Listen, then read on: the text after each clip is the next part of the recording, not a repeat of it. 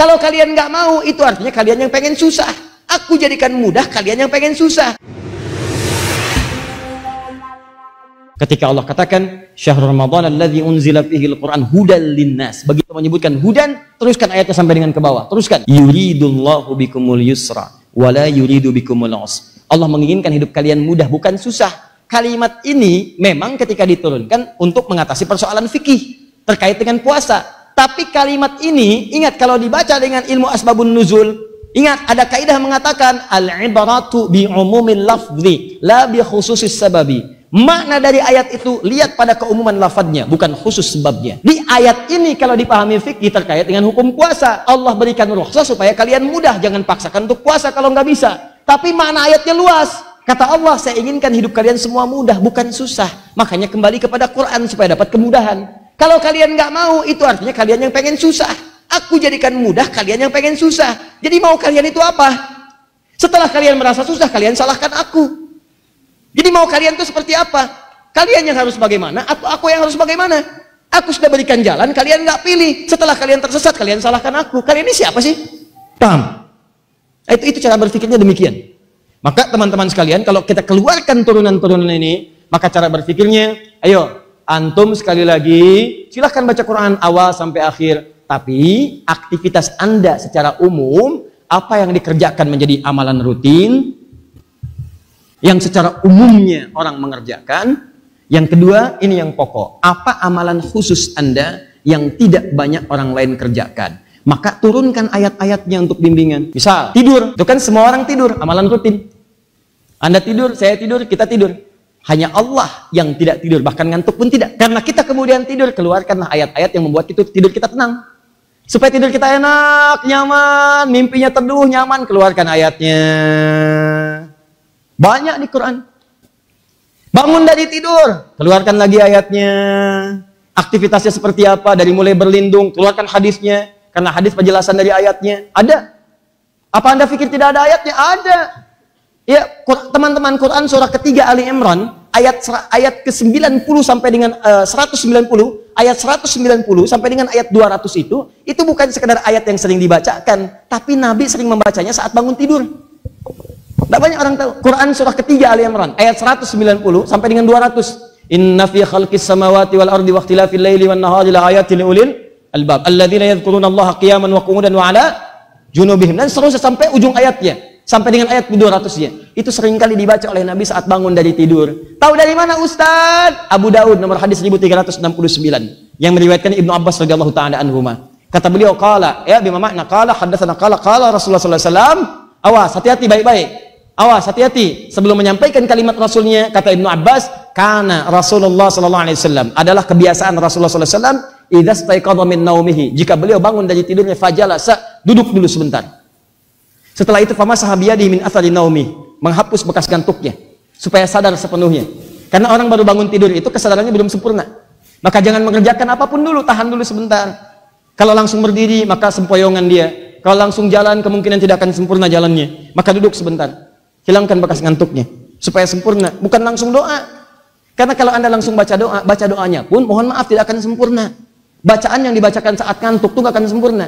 Makanya orang kalau sedang ngantuk-ngantuknya disarankan oleh para ulama istirahat dulu, jangan dulu tunaikan sholat.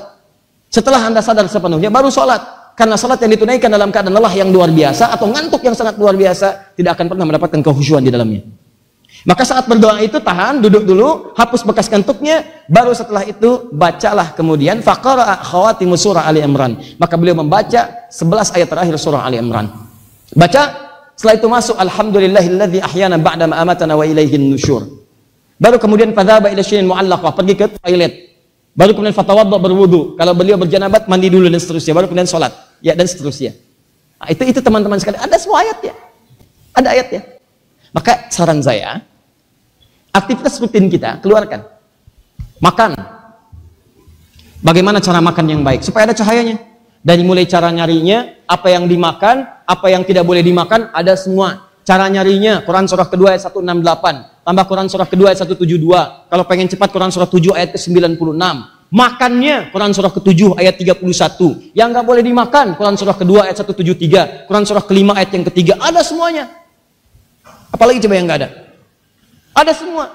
Di aturannya jelas sekali teman-teman sekalian. Mau kerja, ada gambarannya. Saat sakit, ada ayatnya. Saat mau melahirkan, ada ayatnya. Saat mengandung, ada ayatnya. Saat kemudian menyusui, ada ayatnya. Mau nikah, ada ayatnya. Mau melamar, ada ayatnya. Mau berinteraksi, ada ayatnya.